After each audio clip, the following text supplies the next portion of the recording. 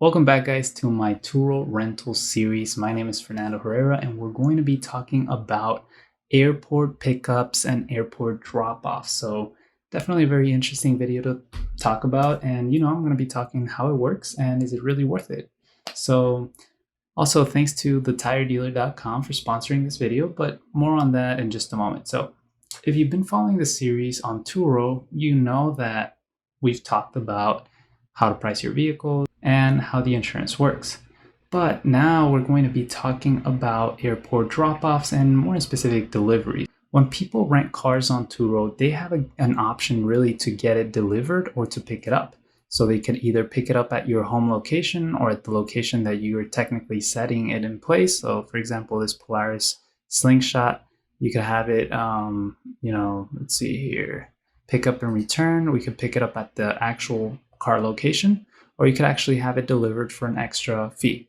So normally this is what I'm talking about when you want the vehicle delivered to, in this case, McCarran Airport or specific casino. And so the guest can actually pick if he wants to have that delivered or not. For example, in Las Vegas, it's very common to have the vehicle shipped or delivered, delivered over to a casino or to the airport, for example. Because just think about it. You're actually, arriving, you just flew, you're arriving to Vegas, and you still have to catch an Uber, or you have to go to the hotel and then get a rental, or you have to go straight to the rental place. And it's just, it's a lot easier to just arrive to the airport. You just go to the short-term parking, get on the keys, boom, let's go. So in the consumer standpoint, it's actually very, very convenient. And that's why airport deliveries are very, very common. So the first thing you want to do as a Turo host is enable this option. So again, this option is not enabled by default. You do have to enable this automatically. So you have to set the amount of locations or the locations that you want to offer. And then you could always offer a custom address. And again, this guy right here is charging $120, which is the maximum amount you can actually charge for a delivery or for a delivery. But at the same time, you do have the option to not charge anything at all. So again, if you're going to be pricing your vehicle maybe a little bit higher and you want to offer free delivery, that's something that incentivizes people to book with you rather than other hosts.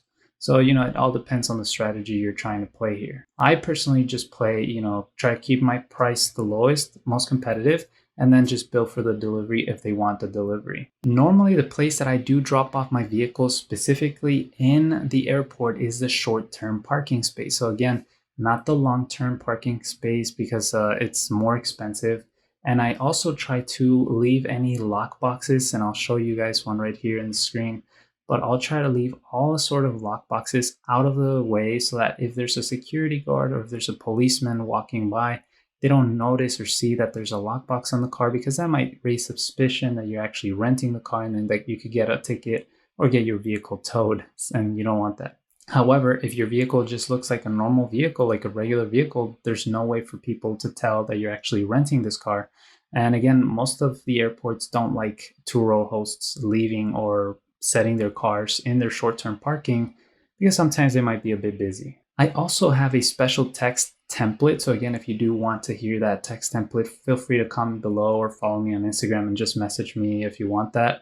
But I do have a custom template that I just copy paste every time I'm doing an airport delivery with detailed instructions on where to find the vehicle, what steps and what levels and what to do, or what, trams to take, maybe trains or shuttles and so on and so forth, to, try to help your guest locate the vehicle as easy as possible.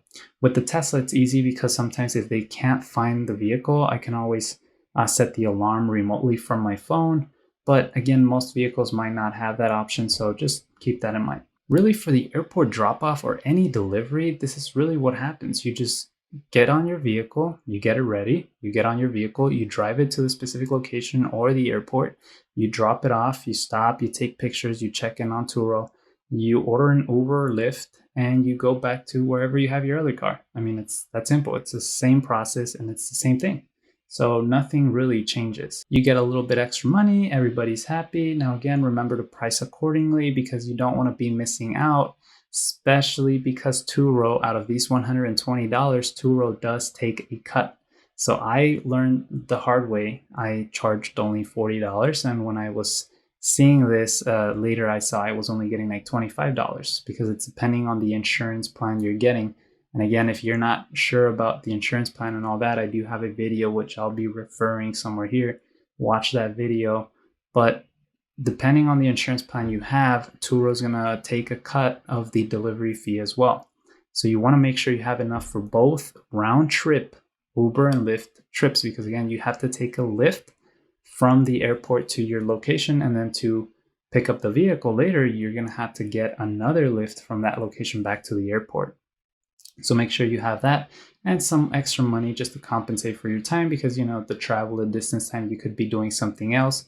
And so thus, you want to charge a little bit extra, because we all know that, you want that extra money because, we're running a business and we want to remain as lean as possible.